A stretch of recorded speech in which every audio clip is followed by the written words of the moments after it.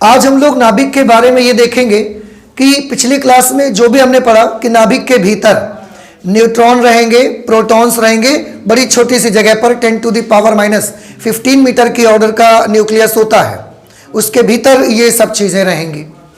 तो ये जो न्यूट्रॉन है, प्रोटॉन है, इनके आधार पर ना न्यूक्लियस के बेसिस पर हमने परमाणुओं का वर्गीकरण किया, एटम्स को हमने क्लासिफाई किया न्यूक्लियस के बेसिस पर, और उनको हमने 3 कैटेगरी में डिवाइड किया, 3 भागों में विभाजित किया। तो वही आज सबसे पहले हम लोग पढ़ेंगे। वो 3 पार्ट कौन कौन से हैं? एक को बोला करेंगे समस्थानिक, दूसरा होगा समभारिक और तीसरा होगा समन्यूट्रॉनिक। तो ये क्या हुआ है? ये हमने किया हुआ है नाभिक में उपस्थित न्यूट्रॉन और प्रोटॉनों के बेसिस पर, नाभिकों का जो अंदर न्यूट्रॉन और प्रोटॉन होते हैं उनके आधार पर कैसे एटम्स को क्लासिफाई करते हैं, वो हमने 3 कैटेगरी उसकी बनाई हुई है। सबसे पहली कैटेगरी आपको मिल रही है समस्थानिक। समस्थानिक किसको कहा जाता है? समस्थानिक, आपको ध्यान रहे लास्ट क्लास में भी हम बात कर रहे थे थोड़ा बहुत इनके बारे में। ये एक ही एलिमेंट के एटम्स होते हैं, एक ही तत्व के परमाणु रहेंगे, पर ऐसे परमाणु होंगे जिनका परमाणु क्रमांक तो सेम रहेगा। परमाणु क्रमांक मतलब Z नंबर उनका, तो उनका Z नंबर सेम रहेगा, लेकिन उनमें न्यूट्रॉन या आप यूं कह सकते हैं कि परमाणु द्रव्यमान संख्या उनकी कैसी होगी? अलग अलग होगी सबकी। समझ आ रहे हैं आपको? फिर से एक बार मैं बता दूं आपको, एक ही तत्व के ऐसे परमाणु, जैसे हमने बताया एक ही एलिमेंट लीजिए, उसमें बहुत सारे अलग अलग तरह के एटम्स हमको मिल जाते हैं।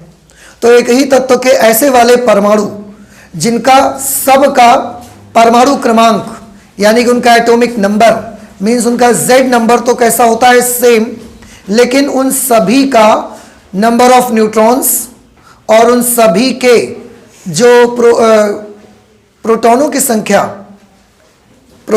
संख्या तो सब में सेम रहेगी फिलहाल।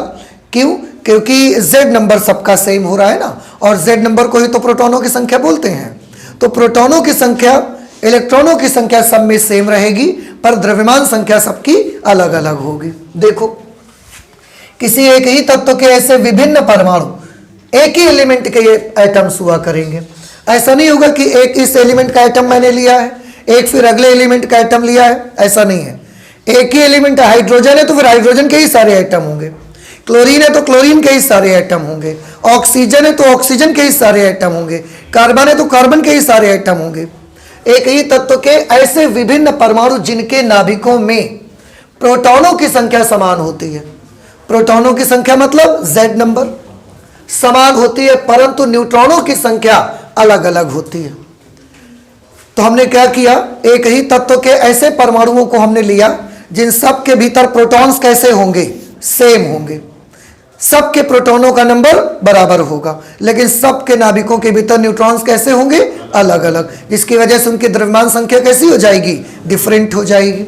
एग्जाम्पल आपको दिखाया गया, हाइड्रोजन के 3 आइसोटोप्स आपको दिखाए गए हैं। देखो, 3 आइसोटोप्स में आप देखें, पहले वाले आइसोटोप का Z नंबर 1 है, दूसरे का Z नंबर 1 है, तीसरे का भी Z नंबर 1 है।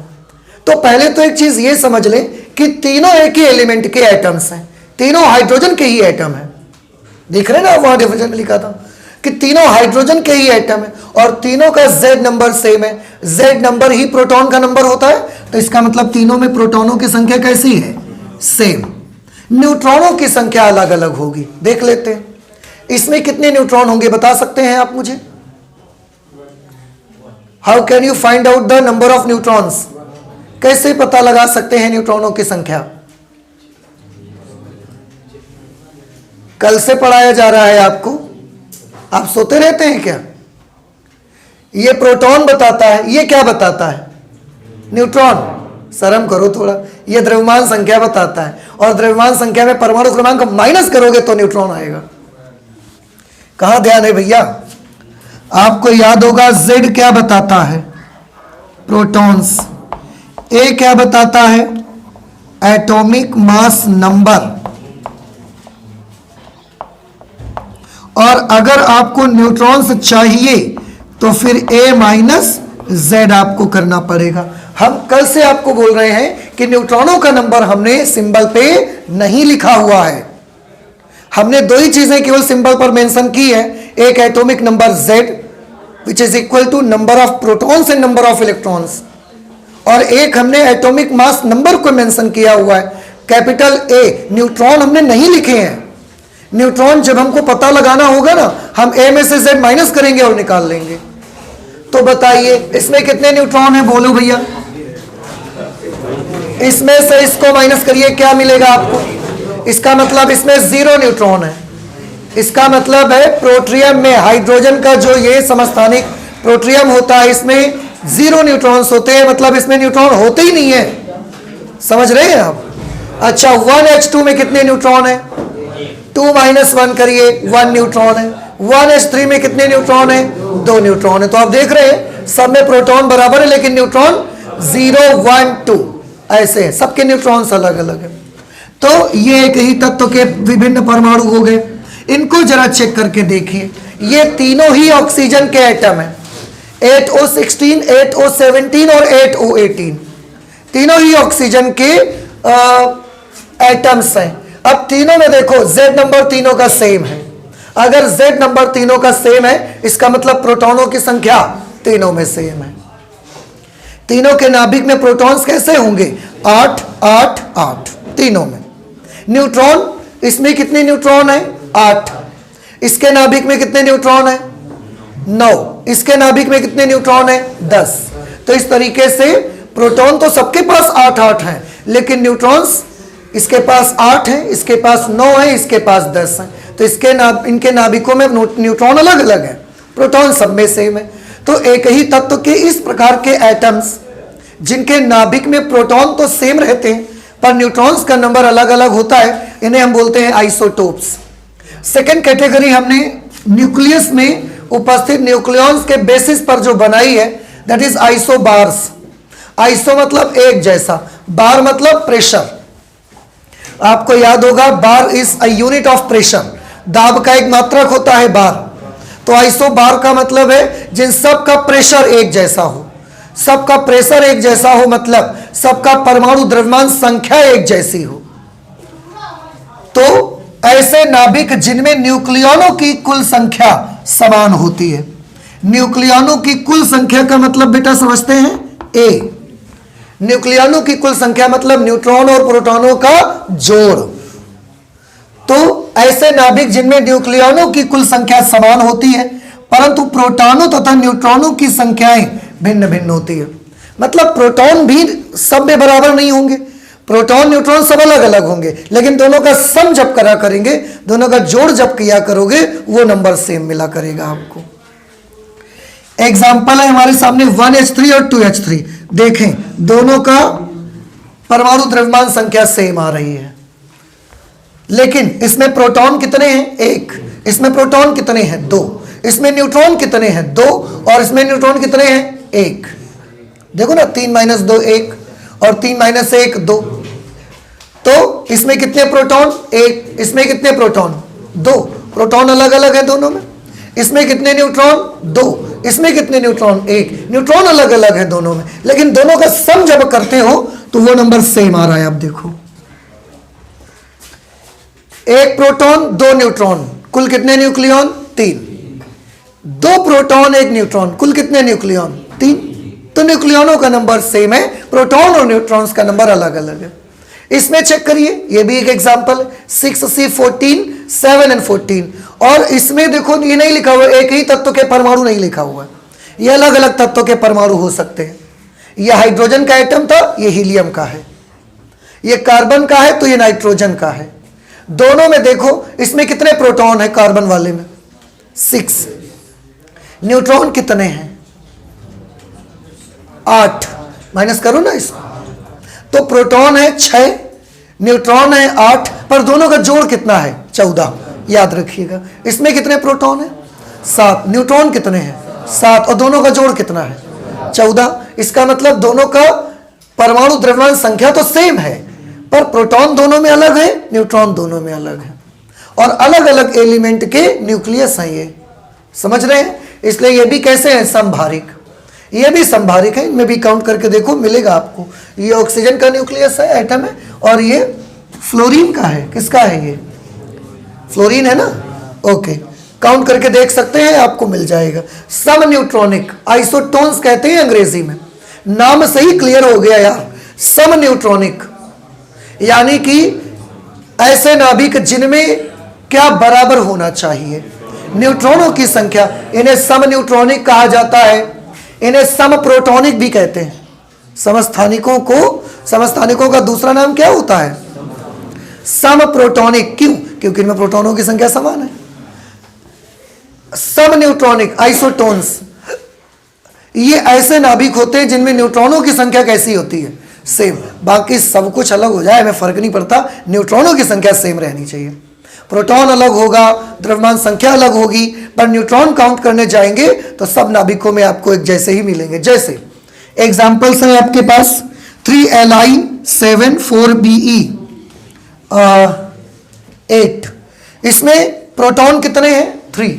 इसमें प्रोटॉन कितने हैं? प्रोटॉन अलग अलग है। इसकी द्रव्यमान संख्या कितनी है? 7। इसकी द्रव्यमान संख्या कितनी है? 8। अलग अलग है, तो प्रोटॉन भी डिफरेंट है और एटॉमिक मास नंबर भी डिफरेंट है। पर न्यूट्रॉन की बात करिए, इसमें कितने न्यूट्रॉन हैं? 7 - 3 करिए 4। इसमें कितने न्यूट्रॉन हैं? 8 - 4 करिए 4। न्यूट्रॉन दोनों में सेम आ रहे हैं, देख रहे हैं आप। ऐसे ही इसमें देखिए, प्रोटॉन सबके अलग अलग हैं, द्रव्यमान संख्या सबकी अलग अलग है, पर अगर न्यूट्रॉन निकाल के देखेंगे तो 4 में 2 माइनस करिए 2 न्यूट्रॉन इसके पास हैं। 23 में 11 माइनस करिए 12 न्यूट्रॉन इसके पास हैं। 24 में 12 माइनस करिए 12 न्यूट्रॉन इसके पास भी हैं। तो इनके आप इसको हटा दीजिए, तो फिर यहां से हटा दो, अब देख लो, ठीक है ना। दोनों का, हाँ ठीक तो था यार, क्या लिखा था हमने? 12 Mg24, ठीक है, कोई प्रॉब्लम नहीं है इस पे। पता नहीं मेरे मन में क्या है, दोनों सबके प्रोटॉन्स अलग अलग है, सबके एटॉमिक मास नंबर अलग अलग है, लेकिन सबके न्यूट्रॉनों की संख्या कैसी है? समान है? नहीं समान है। मुझे उसको नहीं, मुझे इसको साफ करना चाहिए था, है ना। हाँ, मुझे लगा कि कुछ गड़बड़ हो रही है, पर हम पहचान नहीं पाए उस वक्त गड़बड़ क्या हुई है। अब आपको समझ में आ गया? अच्छा ठीक है। अच्छा, ये तो हमने बाद में बताया था आपको कि कैसा क्या होता है। तो ये हमने क्या कर लिया, नाभिकों के आधार पर हमने नाभिकों का वर्गीकरण किया। तो 3 प्रकार के नाभिक हमने बनाए, समस्थानिक, समभारिक और सम न्यूट्रॉनिक। समझ आ गया ये आपको? अच्छा, इसके बाद यहां पर हम देखेंगे आइंस्टीन का द्रव्यमान ऊर्जा संबंध। आइंस्टीन्स मास एनर्जी इक्वेशन बड़ा फेमस रिलेशन है, और ये चीज ऐसा नहीं कि आपके सामने पहली बार आई है, मेरे ख्याल से क्लास 11th में भी आपको पढ़ने को मिलता है। तो एक बार इसको जरा देख लेते हैं, क्योंकि इसी बेसिस पर हम न्यूक्लियस की बंधन ऊर्जा निकाला करेंगे, तो ये फॉर्मूला हमारे लिए बेहद जरूरी है। आइंस्टीन के मास एनर्जी जो रिलेशन है ना, आइंस्टीन, जिसे इससे पहले हम लोग पढ़ा करते थे कि हमारी ये पूरी दुनिया 2 चीजों से मिलकर बनी हुई है। हम अभी तक पढ़ते आए हैं, एक होता है पदार्थ और दूसरा क्या होता है? Radiation, energy. ये हम लोग सोचा करते थे कि पूरी की पूरी दुनिया 2 चीजों से मिलकर बनी हुई है। आइंस्टीन का मानना था कि ये पूरी दुनिया 2 चीजों से मिलकर नहीं बनी हुई है, बल्कि ये पूरा का पूरा यूनिवर्स केवल एक चीज से ही बना हुआ है। उसी के अलग अलग रूप हम लोग देखते हैं। तो जब हम कुछ रूप देखते हैं तो कोई उसको पदार्थ बोल देता है, और किसी रूप को देखकर हम उसको क्या कह देते हैं कि ये एनर्जी है, ये रेडिएशन है। But according to Einstein, this whole world is not made up of from 2 things, जबकि ये केवल एक ही चीज से मिलकर बना होना चाहिए, इसमें 2 अलग अलग चीजें नहीं होनी चाहिए। उनके मुताबिक एक ही चीज होगी, उसी को हम पदार्थ बोलेंगे, और उसी को क्या बोल सकते हैं? हम एनर्जी बोल सकते हैं। इसके लिए एक्सपेरिमेंट भी हुए कि इनकी इस बात को प्रूव करने के लिए एक्सपेरिमेंट भी किए गए। एक्सपेरिमेंट में बहुत तरीके के, जैसे एक तो ये हुआ, किया ये गया कि एक ये ले लिया गया, प्लेटिनम का हमने ले लिया मेटल, और मतलब उनका ये सोचना था ना कि जैसे थोड़ा सा एक चीज मैं एग्जांपल आपको बताता हूं। अच्छा, आप एक चीज सोचिए थोड़ा सा, जैसे कि आपने मेले में जाते हैं, या अब तो गाँव में भी ऐसा आ जाते हैं, एक मशीन आती है जिसमें आप शक्कर का गोला बनता है, देखा है सब लोगों ने, शक्कर का गोला उसमें से बनता है। तो आप देखें शक्कर के दाने, आप क्या बोलेंगे कि शक्कर के जो दाने हैं इनको क्या कहेंगे, एनर्जी, रेडिएशन या मटेरियल, क्या बोलेंगे आप? सिंपल सी चीज है, हम तो मटेरियल बोलना चाहेंगे उसको। तो शक्कर के दाने मटेरियल हैं। जब उसमें डालते हैं तो वो शक्कर को पीस कर दाने को ना ऐसा फैला देते हैं और फैला के इतना बड़ा गोला बना देते हैं। अब आप सोचिए, उसको केवल इतनी जगह पर फैलाया जाता है। अगर हम उसको, जब शक्कर का दाना मटेरियल था, उसको हमने बड़ा करना शुरू किया, फैलाना शुरू किया, जब फैलाना शुरू करते हैं तो वो कितना हल्का होकर के ऐसा बड़ा वैसा हो जाता है। अगर हम और उसको बड़ा कर दें फैला के, तो आपने तो एक टाइम ऐसा आएगा जब बड़ा करते जाए तो इतना ट्रांसपेरेंट हो जाएगा कि उसके आर पार हमको दिख जाएगा। भाई अभी तो मशीन में इतना बॉर्डर उनका बना रहता है, तो जब वो शक्कर के दाने को पीस कर फैलाते हैं तो फैल करके जब इसमें जमा हो जाता है, फिर भी ट्रांसपेरेंट काफी हद तक रहता है। अब वो समेट करके उसको इतना बड़ा कर देते हैं। लेकिन आप सोचिए कि उसको बड़ा करते जाए, बॉर्डर मत बनाए, उसको बड़ा करते जाए, फैलाते जाए, इसमें पूरा फैला दें हम, आपको नहीं लगता कि वो आपको कुछ देर बाद दिखना बंद हो जाएगा? तो ये क्या था? मटेरियल था ना, और आपने इतना उसको फैला दिया, इतना एक्सपेंड कर दिया उसको कि वो आपको दिखना बंद हो गया। तो कहां चला गया? आंसर है एनर्जी में कन्वर्ट हो गया। वो ट्रांसपेरेंट हो गया, वो हमको दिखना बंद हो गया। एटमॉस्फेयर में उसकी क्या बन गई? एनर्जी बन गई। एनर्जी आपको दिखती नहीं है ना, और वो आपको दिखना बंद हो गया, ट्रांसपेरेंट हो गया। तो उसको अगर फैलाते चले जाएं मटेरियल को, तो वो क्या बन जाएगा? रेडिएशन, एनर्जी बन जाएगी। ऐसे ही पानी की वाष्प निकल रही है, उसमें एनर्जी है, स्टीम में एनर्जी होती है। तो स्टीम निकल रही है, अब हम स्टीम को दबाएंगे, उसको कंडेंस करेंगे। अगर हम स्टीम को दबाते जाए तो दबा के हम उसको पानी बना सकते हैं। और पानी क्या होता है? मटेरियल। समझ रहे हैं?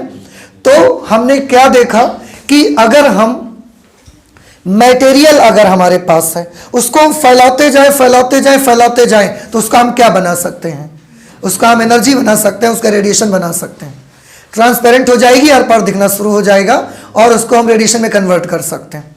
ऐसे ही अगर एनर्जी को हम ऐसा समेटते जाएं, दबाते जाएं और दबा के एकदम छोटा सा कर दें, तो हमको मटेरियल मिल जाएगा। अभी वेपर वाला एग्जांपल हमने आपको दिया है। या इसी शक्कर का गोला ले लीजिए, दबाते जाइए, दबा के आप इतना बड़ा गोला बना सकते हैं उसका। समझ रहे हैं? तो आइंस्टीन का ये सोचना था कि अगर मटेरियल को हम ऐसा फैलाते जाएंगे तो कुछ देर के बाद वो ट्रांसपेरेंट हो जाएगा, और मटेरियल काहे में कन्वर्ट हो जाएगा? एनर्जी में, रेडिएशन में कन्वर्ट हो जाएगा। ठीक है ना? और अगर एनर्जी को हम दबाते जाए, प्रेस करते चले जाए, तो लास्ट में जाके उसका क्या बन जाएगा? मटेरियल बन जाएगा। तो अब आप समझ सकते हैं, जो मटेरियल है उसी को फैला के क्या बन गई? एनर्जी। और जो एनर्जी है उसी को दबा के क्या बन गई? तो मटेरियल और एनर्जी अलग कहां हुआ? फिर तो एनर्जी ही मटेरियल है और मटेरियल ही एनर्जी है। तो उनका ये कहना था कि एनर्जी और मटेरियल दो अलग अलग चीजें नहीं है, बस हमारे देखने का नजरिया अलग अलग है। कुछ लोग इसी को मटेरियल बोल देते हैं और कुछ लोगों की नज़रों में वही चीज़ एनर्जी होती है। तो उसके लिए एक्सपेरिमेंट वगैरह हुए। एक्सपेरिमेंट ऐसे हुए कि प्लेटिनम मेटल लिया गया, प्लेटिनम सबसे कड़ा मेटल है, उसमें ले करके ये मान लिया गया कि उसके जो एटम्स हैं वो इस तरीके से उसमें सेट होंगे। ठीक है? अब ये ऐसा एटम्स उसके सेट है प्लेटिनम के। इसके बाद हमने क्या किया, यहां बहुत दूर से सन से जो लाइट आ रही थी, सन से जो रेडिएशन आ रहा है, भाई सन से तो रेडिएशन ही आ रहा है ना, तो उस रेडिएशन को हमने इसमें पढ़ना अलाउ किया कि इसमें आए और रेडिएशन पड़े। अब रेडिएशन आया, रेडिएशन ऐसे आया बड़ी जोर से। क्यों? क्योंकि भेजने वाला कौन है? सन। और सन से जो रेडिएशन आएगा, कसम से बहुत तेज आएगा रेडिएशन, क्योंकि भेजने वाला ही इतना ताकतवर है ना उसको। आप समझ रहे हैं ना? वो रेडिएशन भेजने वाला ही कौन है? हम और आप तो नहीं भेज रहे हैं ना। वो रेडिएशन कौन भेज रहा है? वो रेडिएशन भेजने ही वाला सन है। और सन का टेम्परेचर इतना ज्यादा है कि उससे जो रेडिएशन आएगा ना वो बड़ी फुल एनर्जी से आएगा बिल्कुल। तो ये रेडिएशन प्लैटिनम का मेटल लिया गया और रेडिएशन को पढ़ने के लिए अलाउ किया गया इस पे। जब रेडिएशन आया तो यहां पर ये इसको ऐसे एटम्स मिले, ऐसे एटम्स जब मिले तो रेडिएशन ऐसा आया और ऐसा आके ऐसा सिकुड़ गया बिल्कुल। इसमें पड़ेगा ऐसे सिमट जाएगा। अब सिमट जाएगा तो इतना जो रेडिएशन यहां से आ रहा था वो जाके आगे बिल्कुल ऐसा छोटा सा हो जाएगा। तो क्या हो जाएगा, दबेगा ही आगे जाकर के। अब दबा, हमने रेडिएशन डाला, इसमें रेडिएशन गया अंदर, दबा होगा अपना, ठीक है। उसके बाद रेडिएशन डालने के बाद हमने इस प्लेटिनम के मेटल को तौला, इसको तौल के देखा गया कि इसका मेजरमेंट कितना आ रहा है। हमने देखा कि इसका द्रव्यमान पहले की तुलना में थोड़ा सा बढ़ गया है। कितना द्रव्यमान बढ़ गया, हमने देखा कि 1 इलेक्ट्रॉन के बराबर का द्रव्यमान इसका बढ़ गया। अब ये 1 इलेक्ट्रॉन का द्रव्यमान कहां से आ गया? इलेक्ट्रॉन क्या होता है? इलेक्ट्रॉन मटेरियल पार्टिकल है, पदार्थ का कण है। तो इलेक्ट्रॉन 1 इलेक्ट्रॉन कहां से आ गया इस पे? जरूर क्या हुआ है, एनर्जी आई है, एनर्जी को प्रेस किया गया है बड़ी तेजी से और प्रेस होकर एनर्जी काहे में कन्वर्ट हो गई है, इलेक्ट्रॉन में कन्वर्ट हो गई है। And electron is a material particle, इसका मतलब है एनर्जी काहे में बदल गई है, मटेरियल में बदल गई है। नहीं तो इसका द्रव्यमान कैसे बढ़ गया? फिर द्रव्यमान तो नहीं बढ़ना चाहिए था। तो हमें यह थोड़ा सा अनुभव हुआ कि एनर्जी को काहे में कन्वर्ट कर लिया गया है, द्रव्यमान में। इसका मतलब जो चीज एनर्जी है वही चीज द्रव्यमान है, बस प्रेस करके उसको हम इलेक्ट्रॉन में कन्वर्ट कर सकते हैं। समझ रहे हैं आप? ऐसे ही द्रव्यमान को लीजिए और द्रव्यमान को ऐसा फैलाते जाइए, तो फैलाते जाएंगे तो उसकी क्या बन जाएगी? एनर्जी बन जाएगी, रेडिएशन बन जाएगी उसकी, बहुत ज्यादा अगर हम उसको स्प्रेड कर देंगे ऐसा।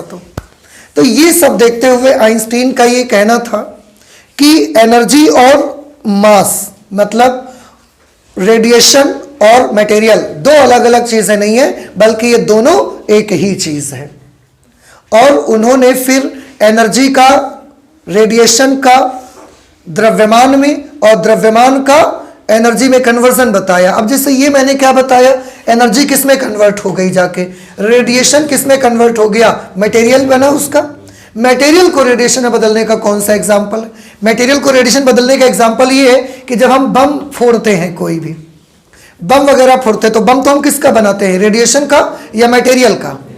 मटेरियल का बारूद वगैरह भरते हैं आप, उसके अंदर मटेरियल लगाते हैं। तो जब उसका बम बनाया जाता है तो बम में हमने मटेरियल डाला है और जो भी मटेरियल हमने लगाया उसको हमने इलेक्ट्रॉन्स गिन लिए, कितने इलेक्ट्रॉन है।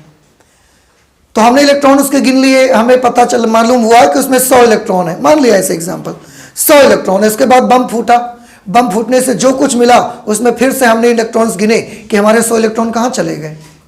हमने गिना और हमें 99 इलेक्ट्रॉन ही केवल मिले, 98 इलेक्ट्रॉन ही मिले। वो 2 इलेक्ट्रॉन कहाँ चले गए? आंसर है वो 2 इलेक्ट्रॉन, जब वो 2 इलेक्ट्रॉन जो हुए वो काहे में कन्वर्ट हो गए, एनर्जी में। तो बम फूटने से जो एनर्जी मिली ना, वो 2 इलेक्ट्रॉन की एनर्जी है जो इतनी मिल रही है आपको।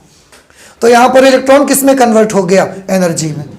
और इसमें एनर्जी किस में कन्वर्ट हुई थी, इलेक्ट्रॉन में। तो इलेक्ट्रॉन क्या है, मटेरियल। तो बम जब फूटता है तो हम मटेरियल को एनर्जी में कन्वर्ट कर सकते हैं। और इस एग्जाम्पल में एनर्जी को किस में कन्वर्ट कर सकते हैं, मटेरियल में कन्वर्ट कर सकते हैं। तो ये 2 एग्जाम्पल जो बने उसमें हम लोगों ने देखा कि एनर्जी को मटेरियल में, रेडिएशन को मटेरियल में और मटेरियल को रेडिएशन में कन्वर्ट किया जा सकता है। इस बेसिस पर आइंस्टीन ने बोला कि 2 चीजें नहीं है, एक ही चीज है।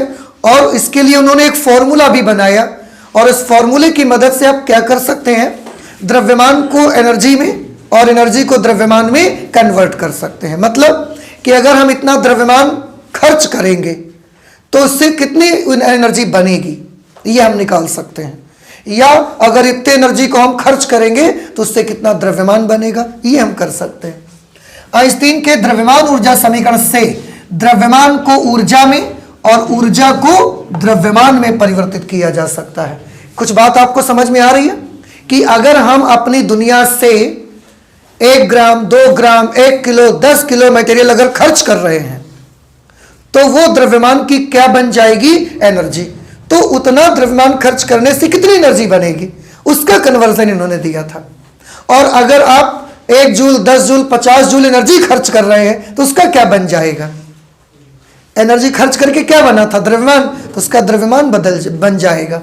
ये उन्होंने कन्वर्जन दिया और उसके लिए ये इक्वेशन उन्होंने बनाई, E is equal to m into c square.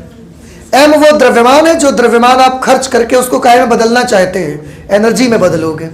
तो द्रव्यमान और ऊर्जा दो अलग अलग चीजें नहीं है, इसको याद कर लीजिए। बिल्कुल इस कॉन्सेप्ट को अपने मन में बिठा लीजिए कि द्रव्यमान और ऊर्जा दो अलग अलग चीजें नहीं हैं, समझ रहे हैं। और जब m द्रव्यमान खर्च करेंगे तो उसके बदले में कितनी एनर्जी हमको मिलेगी वो इस सूत्र से निकाल लो आप। या E एनर्जी जब हम खर्च करेंगे तो उसके बदले में हमें कितना द्रव्यमान मिल जाएगा वो भी निकाल लो इस फॉर्मूले से। बस इसमें एक चीज बीच में आ जाएगी, speed of light c। E क्या चीज है, ऊर्जा है, m द्रव्यमान है और c प्रकाश की चाल है। प्रकाश की चाल सब लोगों को मालूम है, 3 × 10⁸ 3 × 10⁸ मीटर पर सेकेंड। समझ में आ रहा है। देखो थोड़ा टाइम लगेगा पर इसको मन में बसाइए। आप सोचोगे टाइम क्यों लगेगा, कोई भी नई चीज एक्सेप्ट करने में टाइम लगता है यार थोड़ा सा। बचपन से सीख रहे हो ना एनर्जी और द्रव्यमान, द्रव्यमान को तोल रहे हो। जब द्रव्यमान की बात आती है तो हमारे मन में किलोग्राम आ जाता है तुरंत। एनर्जी की बात आती है हमारे दिमाग में क्या आ जाता है, जूल आ जाता है। लेकिन द्रव्यमान की बात आते ही जूल आएगा मन में, ये जल्दी नहीं होता। और ऊर्जा की बात आते ही हम किलोग्राम में नापेंगे, ये मन में जल्दी से नहीं आता। समझ रहे। तो इसको आपको एक्सेप्ट करना पड़ेगा। अगर हम ये बोल दें कि देखिए ये इतना द्रव्यमान है हमारे पास, ये हमारे पास 1 किलो द्रव्यमान है, इसमें से हमने 1 जूल एनर्जी 1000 जूल एनर्जी निकाल ली, तो आप हैरान नहीं हो सकते। क्यों, क्योंकि जो चीज द्रव्यमान है वही चीज क्या है, एनर्जी। तो ये 1 किलो द्रव्यमान है, इसमें से हमने 1000 जूल एनर्जी निकाल ली। हम कर सकते हैं क्योंकि द्रव्यमान और एनर्जी एक ही चीज है, अलग अलग है ही नहीं। एटमॉस्फेयर में इतनी एनर्जी है, 1000 जूल एनर्जी है। मैंने बोला इससे हमने 1 मिलीग्राम द्रव्यमान निकाल लिया, ठीक है। तो एनर्जी से द्रव्यमान आप तोड़ सकते हो, निकाल सकते हो। और द्रव्यमान से क्या निकाल सकते हो, एनर्जी। समझ रहे। आप हमारे सामने बैठे हैं, मटेरियल हैं, हम ये भी कह सकते हैं कि हमारे सामने इतनी एनर्जी बैठी है। समझ रहे हैं। तो हम द्रव्यमान को किस में नाप सकते हैं, जूल में, और एनर्जी को किस में नाप सकते हैं, किलोग्राम में हो सकता है। क्यों, क्योंकि दोनों अलग अलग है ही कहाँ, दोनों तो एक ही चीजें हैं ना, इसलिए। तो ये चीज आइंस्टीन ने बताई और उसके कन्वर्जन का हमको एक बड़ा अच्छा सूत्र बताया, E is equal to m into c square. अब अगर आपको ये लगता है कि चलो ठीक है मान लिया, अब बताओ अगर 1 किलो द्रव्यमान हम खर्च कर देंगे, 1 किलो द्रव्यमान किसी चीज का, लकड़ी का, लोहे का, कोई चीज, 1 किलो द्रव्यमान अगर हम व्यय करेंगे तो हमको कितनी एनर्जी मिलेगी, तो निकाल लो इस सूत्र से। m की जगह पर क्या लिख देना है, 1 किलो लिख देना है आपको। c की जगह प्रकाश की चाल सॉल्व करके आंसर आ जाएगा। m की जगह 1 किलो लिखोगे, c की जगह 3 × 10⁸ मीटर पर सेकेंड, और उसका स्क्वायर कर दोगे तो ये कितना बन जाएगा, 9 × 10⁻16। अब 1 × 9 × 10⁻16 कितनी आएगी एनर्जी टोटल, 9 × 10⁻16। इसका मतलब है अगर आप 1 किलो द्रव्यमान को पूरी तरीके से नष्ट करेंगे तो आपको कितने जूल एनर्जी मिलेगी, 9 × 10⁻16 जूल एनर्जी मिलेगी आपको। 1 किलो द्रव्यमान को अगर पूरी तरीके से नष्ट कर दिया जाए तो। समझ रहे हैं। अब क्योंकि ये लेसन हम किसका पढ़ रहे हैं, न्यूक्लियस का, तो न्यूक्लियस के लेसन में अब फिर से मेरे मन में बात आती है, क्योंकि न्यूक्लियस के लेसन में मास को नापने के लिए ना हमने एक अलग ही द्रव्यमान बनाया हुआ है, AMU। तो हम ये सोचते हैं कि अगर हम 1 AMU को नष्ट करें, 1 AMU को, तो कितनी एनर्जी हमको मिलेगी। तो 1 AMU द्रव्यमान के तुल्य ऊर्जा हमने निकालने की कोशिश की। हमने वही फॉर्मूला यूज किया, m × c स्क्वायर।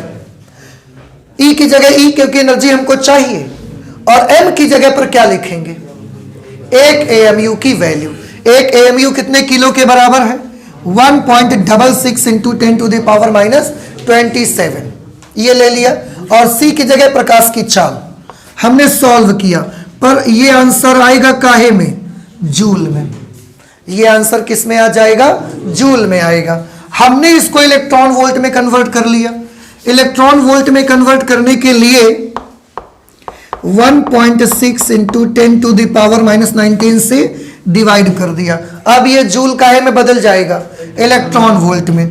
इसको जब हमने कैलकुलेट किया तो हमें आंसर मिला 0.931 इंटू 10⁻⁹ इलेक्ट्रॉन वोल्ट।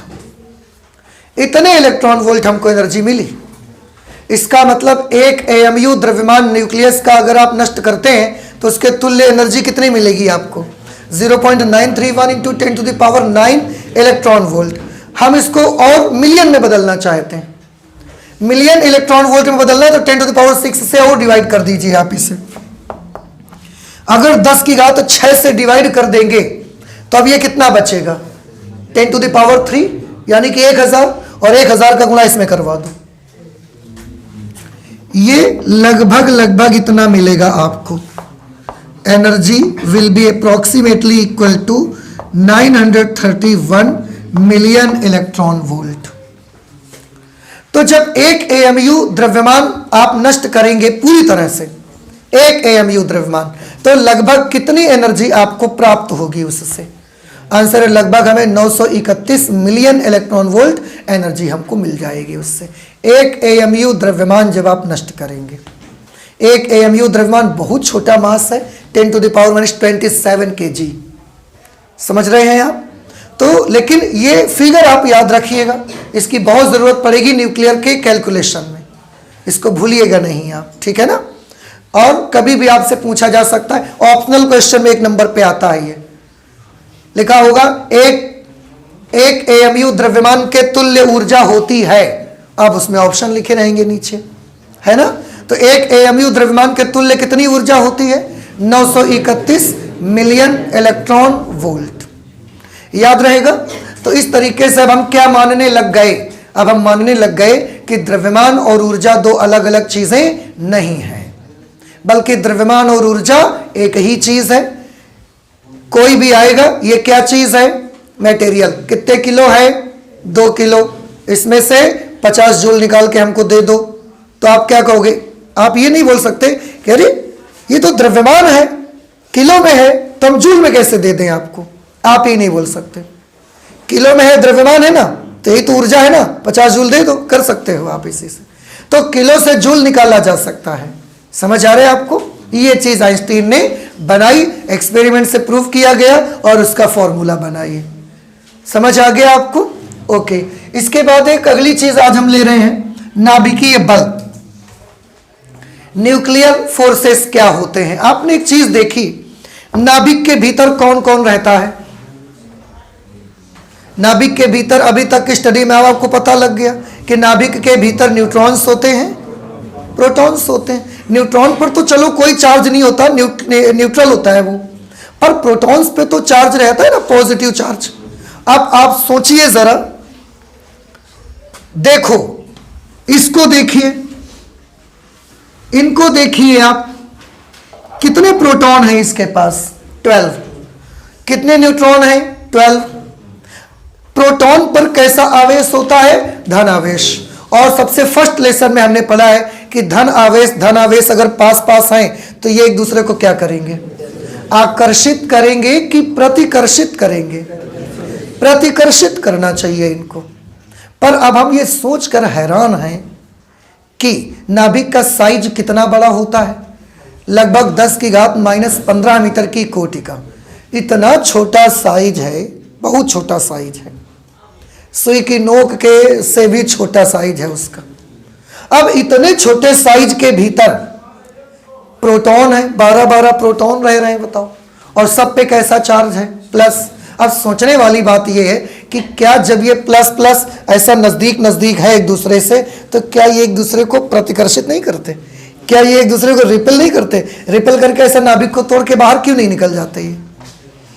जबकि फर्स्ट लेसन में पढ़ा है same charges repel each other and opposite charges attract each other. So protons and protons have the same charges, इनके पास तो सेम प्रकार का चार्ज है।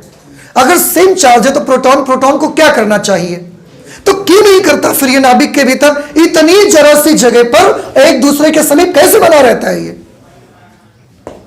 सोचने वाली बात है कि प्रोटॉन जब, न्यूट्रॉन को छोड़ दीजिए, मान लो आप कि न्यूट्रॉन के पास चलो कोई चार्ज नहीं है तो उस पर कोई फोर्स नहीं लगेगा, ना अट्रैक्शन ना रिपल्सन।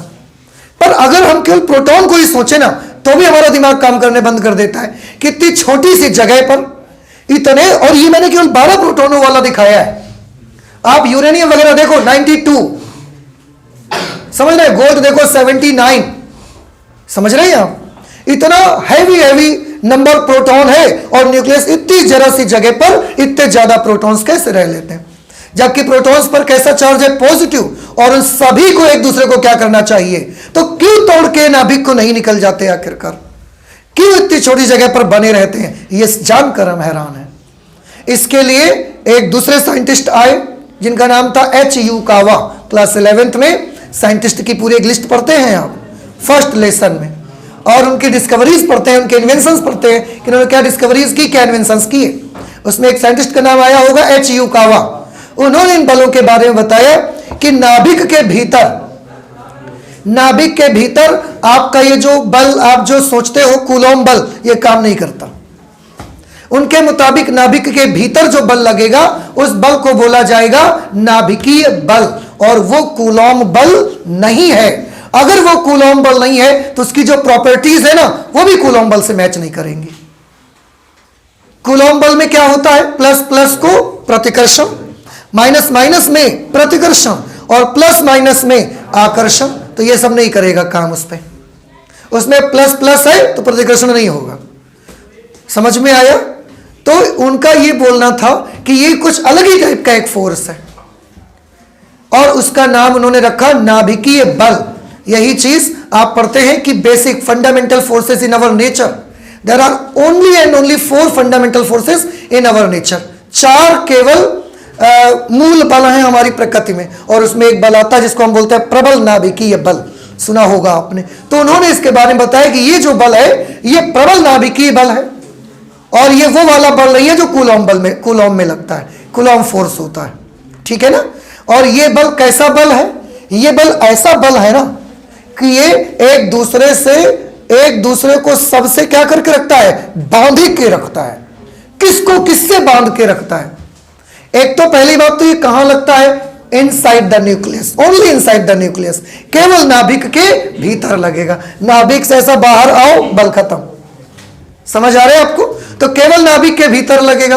और ये एक दूसरे से किसको बांध के रखेगा? आंसर है ये एक दूसरे से किसको बांध के रखेगा, सुनिए, ये एक दूसरे से प्रोटॉन को भी बांध के रख रहा है, तभी तो प्रोटॉन बिखर नहीं रहा है।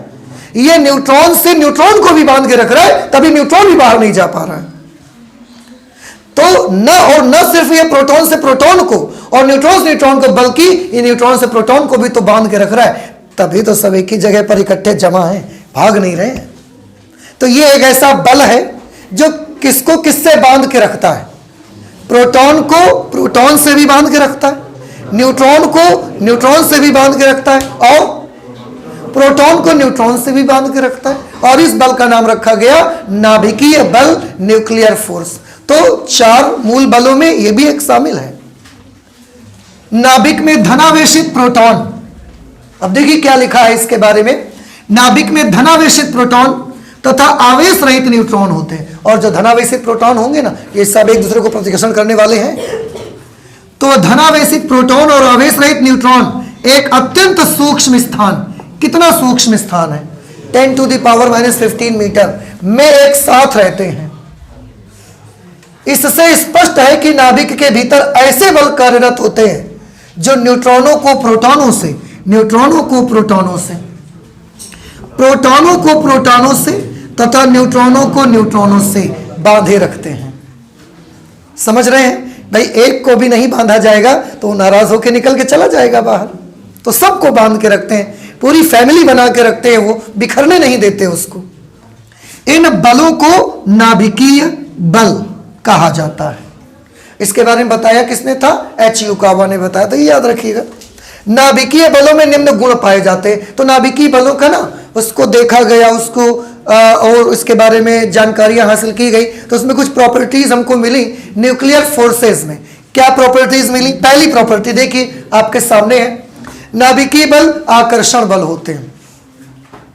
हम क्या सोचते थे कि प्रोटॉन को क्या करेगा? प्रतिकर्षित, लेकिन नहीं है, क्योंकि वो नाभिक के भीतर है, इसलिए वहां पर इन सबके बीच में कैसा बल लगेगा? तो नाभिकीय बल का नेचर कैसा है? आकर्षण का है कि प्रतिकर्षण का है? आकर्षण का है। और यही रीजन है कि सबको वो क्या करके रखता है? समेट के रखता है। ऐसा समझ आ रहा है? तो न्यूक्लियर फोर्सेस का नेचर, कूलॉम फोर्सेस का नेचर कैसा होता है? कूलॉम बल का प्रकृति कैसी होती है? आकर्षणात्मक कि प्रतिकर्षणात्मक, या दोनों? दोनों नेचर है। गुरुत्वाकर्षण बल का नेचर कैसा होता है? आकर्षणात्मक केवल। और नाभिकीय बल का नेचर कैसा होता है? आकर्षणात्मक। याद रखिएगा इसको, अट्रैक्टिव नेचर है इसका। नाभिकीय बल अवैद्युत बल होते हैं। अवैद्युत मतलब नॉन इलेक्ट्रिकल फोर्सेस, मतलब ये वैद्युत बल नहीं होते। सॉरी, कुछ बात समझ आ रही है आपको? तो नाभिकीय बल कौन से बल होते हैं? अवैद्युत बल, मतलब ये वैद्युत बलों में नहीं आते। तो वैद्युत बल में कौन आता है? कूलॉम बल। वैद्युत बल में कौन आता है? कूलॉम बल। तो कूलॉम बल में क्या होता था? प्लस प्लस को रिपेल करता था, माइनस माइनस को रिपेल करता है, प्लस माइनस को अट्रैक्ट करता है। लेकिन इसमें तो ये हो नहीं रहा, तो हम जान गए कि ये पक्का वैद्युत बल नहीं है। ये कौन सा बल है? अवैद्युत हो गया। फिर तो अगर ये वैद्युत बल होता तो ये क्या करता? प्रोटॉन प्रोटॉन को क्या कर रहा होता? प्रतिकर्षित कर रहा होता ना। पर ये तो हो नहीं रहा, इसका मतलब पक्का ये वैद्युत बल क्या नहीं है? वैद्युत बल, ये जो बल है ये वैद्युत बल नहीं है। फिर तो कैसे बल है? अवैद्युत है। वो वैसे ही हो गया जैसे जहां सत्य नहीं है वहां क्या है? असत्य है। तो जो वहां वैद्युत नहीं है वहां क्या है? अवैद्युत है। ठीक है। इसके बाद नाभिकीय बल अगुरुत्वीय होते हैं। गुरुत्वाकर्षण भी नहीं है इनमें, गुरुत्वीय बल भी नहीं है। मतलब जो गुरुत्वीय बलों के लिए रूल लगता है, F बराबर capital G m1 m2 upon r square, गुरुत्वीय बलों के लिए लगता है, तो ये गुरुत्वीय बल भी नहीं है। गुरुत्वीय बलों में होता क्या है कि ब्रह्मांड का हर पिंड, हर बॉडी दूसरी बॉडी को अपनी ओर क्या कर रही होती है? आकर्षित कर रही होती है। तो वो वाले बल भी नहीं है। कैसे पता कि वो वाले बल नहीं है? आकर्षण तो है भाई। गुरुत्वाकर्षण बल क्या करते हैं? आकर्षित, और यहां आकर्षण है, और फिर भी हम कह रहे हैं कि अगुरुत्वीय है। क्यों?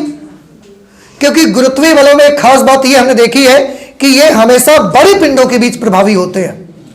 और यहां न्यूक्लियर पार्टिकल हैं, इतने नन्हे नन्हे पार्टिकल हैं, और फिर भी उनके बीच ये लग रहा है, तो ये गुरुत्वीय तो नहीं हो सकते। क्योंकि अगर ये गुरुत्वीय बल होते तो इतने छोटे पार्टिकल्स के बीच ये काम ही नहीं कर सकते थे। आप देखो ना, गुरुत्वीय बल इतने बड़े पार्टिकल के बीच कहां काम कर रहा है? हमारी इतना वजन है, कहां काम कर रहा है? ना हम टेबल से चिपक रहे, ना हम बोर्ड से चिपक रहे, तो गुरुत्वीय बल काम नहीं कर रहा है। तो गुरुत्वीय बल काम कहां करता है? बड़ी बॉडीज के बीच में, अर्थ, मून, सैटेलाइट, प्लैनेट्स, इनके बीच में काम करता है। इतना ज्यादा इसका मतलब फोर्स ये बड़ा होता है, पर ये बड़ी बॉडीज के बीच ही केवल हमको दिखता है, बड़ी बॉडीज के बीच ही केवल प्रभावी होता है। और यहां तो पार्टिकल कैसे होंगे नाभिक के भीतर? इतने जरा जरा से, तो इनके बीच में तो ये प्रभावी हो ही नहीं सकता। अगर प्रभावी नहीं है, उसके बाद भी आकर्षण है, तो पक्का ये गुरुत्वाकर्षण तो नहीं है। तो ये अगुरुत्वीय बल हो गए। नाभिकीय बल अत्यंत प्रबल होते हैं। प्रबल ना होते तो इतने इतने प्रोटॉन जो कि एक दूसरे को आकर्षित कर रहे हैं, कैसे इतनी जगह पर बंधे रहते? तो प्रबल तो है। नहीं समझ में आया? अरे 92 प्रोटॉन समझ लो यूरेनियम के, और उतने प्रोटॉन केवल इतनी जरा सी जगह पर सब सिमटे बैठे रहते हैं चुपचाप, कोई चू नहीं करता बिल्कुल वहां नाभिक के भीतर। इसका मतलब कौनो बहुत बड़ा बल लगा है उनके बीच में, जो उनको हटने नहीं दे रहा है, उनको बोलने नहीं दे रहा है, उनको एग्रेसिव नहीं होने दे रहा है। समझ रहे हैं आप? तो पक्का ये बहुत ज्यादा स्ट्रॉन्ग फोर्स है। कोई छोटा मोटा बल होता ना, तो ये प्रोटॉन रुकने वाले नहीं थे, फाड़ के न्यूक्लियस को निकल जाते बाहर। तो छोटा मोटा फोर्स नहीं है न्यूक्लियर फोर्स, बहुत स्ट्रॉन्ग फोर्स है। नाभिकीय बल अत्यंत लघु परासी बल है, शॉर्ट रेंज फोर्सेस, केवल नाभिक के भीतर ही काम करते हैं। 10 की घात -15 मीटर के डिस्टेंस तक काम करेंगे, और न्यूक्लियस से एक कदम बाहर आया आपका बल खत्म। सो न्यूक्लियर फोर्सेस और शॉर्ट रेंज फोर्सेस, ये लघु परासी बल हैं, बहुत छोटी डिस्टेंस पर काम करते हैं, केवल न्यूक्लियस के भीतर काम करेंगे। और न्यूक्लियस का साइज कितना? 10 टू द पावर -15, +15 नहीं, -15 केवल उसके भीतर वर्क करेंगे। एक कदम आपने बाहर रखा, न्यूक्लियर फोर्सेस खत्म। तो लघु परासी बल है, वो छोटे दूरी में केवल काम करने वाले बल हैं, बड़ी दूरी पर काम नहीं करेंगे। जैसे गुरुत्वाकर्षण बल कहां तक काम करता है? इन्फिनिटी तक काम करता है। पता नहीं कहां सन है, कितनी दूर अर्थ है, पर लगता है। अर्थ से मून पे लग जाता है। ये लॉन्ग रेंजेस फोर्स है, दीर्घ परासी बल है ये सब। समझ रहे हैं आप हमारी बात को? वैद्युत बल अनंत पर जाके 0 होता है, पर अनंत तक लगता है। ये लॉन्ग रेंज फोर्सेस है। पर न्यूक्लियर फोर्स कैसा फोर्स है? शॉर्ट रेंज फोर्स है, बड़ी छोटी दूरी में ही केवल काम करता है। नाभिकीय बल आवेश अनाश्रित होते हैं। आश्रित होते, इसका मतलब आवेश पर निर्भर करते हैं। और इसमें क्या लिखा है? आवेश अनाश्रित होते हैं, मतलब ये आवेश पर निर्भर कैसे मालूम? क्योंकि अगर ये आवेश पर निर्भर करते तो न्यूट्रॉन पे नहीं लग सकते थे, क्योंकि न्यूट्रॉन के पास आवेश नहीं होता।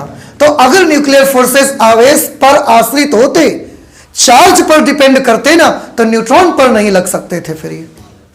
लेकिन क्योंकि ये तो न्यूट्रॉन पर भी लगते हैं, जो कि एक न्यूट्रल पार्टिकल है, इसलिए हम कह सकते हैं कि इस बल को आवेश से कोई लेना देना नहीं है।